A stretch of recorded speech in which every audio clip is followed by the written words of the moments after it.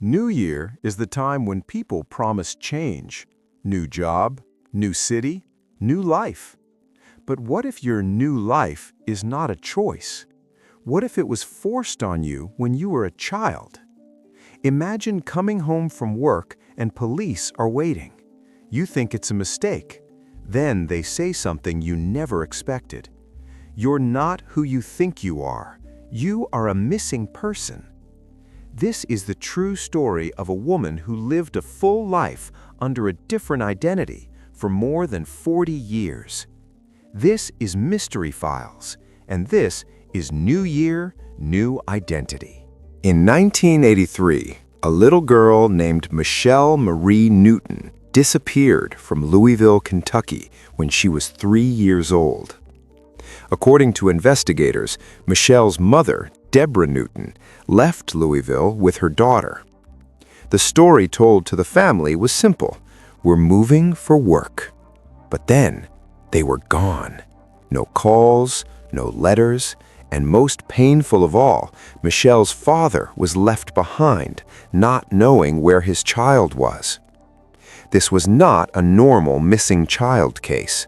Police later treated it as a parental abduction, and that changes everything. Because when the abductor is a parent, they already know the child's routines, how to avoid suspicion, what the child looks like, what stories to tell, and most importantly, they can slowly build a new identity around the child.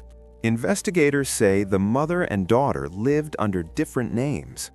Michelle grew up believing her identity was normal. She had no reason to doubt it. That is the scariest part of new identity cases. The victim doesn't know they are a victim. They don't know their real name, their real family, their real childhood story.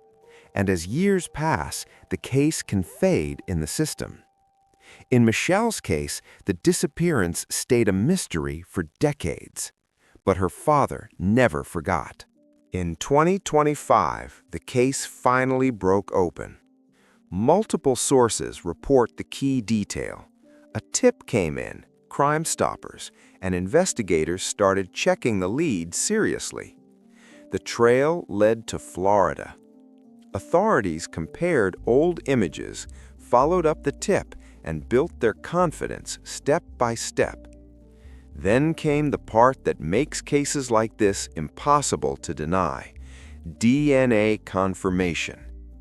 ABC7 reports investigators collected DNA from Deborah Newton's sister in Kentucky, and it showed a 99.9% match to the woman they found in Florida. Now law enforcement had what they needed.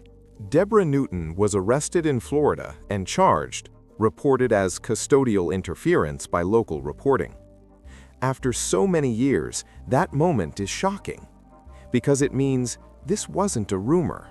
This wasn't internet mystery. It was real, on paper, in records, and now in court. Then came the most emotional moment. Michelle, now an adult, was told the truth. How she learned her identity after being located by police, and that she had lived under a different name for decades. Reports, investigators explained that one brave person coming forward made the difference.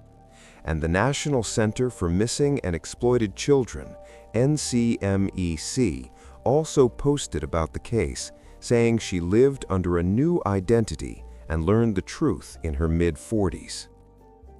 Now imagine the shock inside her mind. Your childhood memories are real, but the name attached to them is not. Your whole life story is real, but the identity is built on a lie. This isn't like a movie where the hero instantly understands everything. Real life is heavier.